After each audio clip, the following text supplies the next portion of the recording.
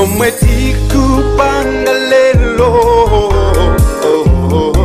tsiku lina silidzatha kuzipanga toka.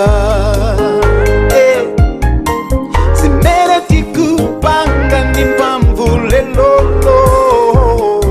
tsiku lina adzalipangira ndi anzathu ena. Lelo tadzuka toka, tavala toka, taenda toka lelolo. Mawa tienda manja wakumanda. Mphamvu zidakalipobe, mtima udakakundabe. Ino ndi nthawi yolapa machimo athu. Oti amoyo adziwa kuti tsiku lina adzafa, koma akufa sadziwa kanthu akanakhala nzelu anthu awa akanasamalitsa ichi, akanakonza chimalizilo chawo, akanakhala nzelu anthu lelolo akanasamala ichi njoka, akanakonza chimalizilo chawo.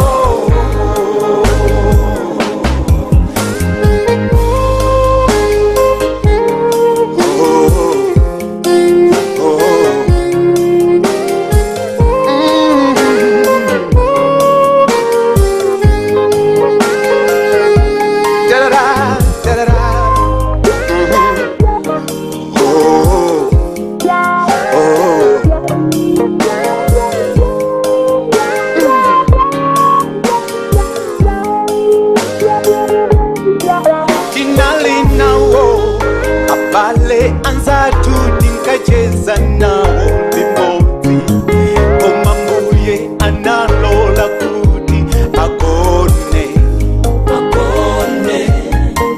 Inu ndi ine tapambana chani kuti tikhale nawo moyo. Kaya nkuchuka tachuka motani ifeyo. Abwino analipo anapita, ochuka analipo anapita. Chisomo chake changotigwera ifeyo basi. Tilingati chikuni chofumulidwa pamoto. Tawi iliyonse achibwezela nsoko.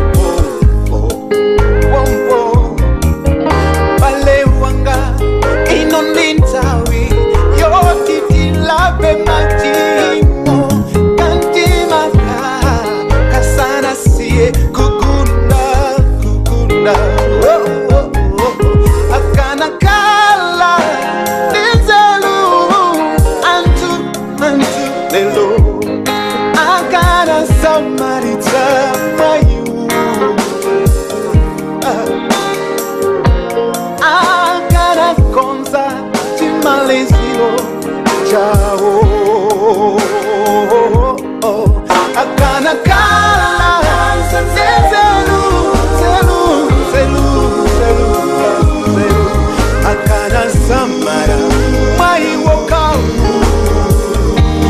Omamba mawambuye tikanakonza chimaliziro chawo.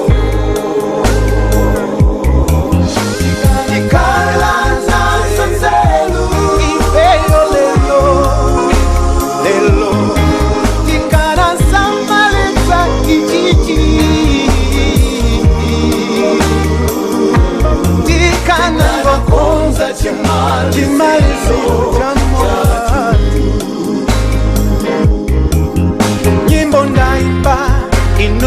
kumwamba kusanka ndi kwanu sizi kutengela wina wele ndi chikwapu akukakamize niza Yesu ai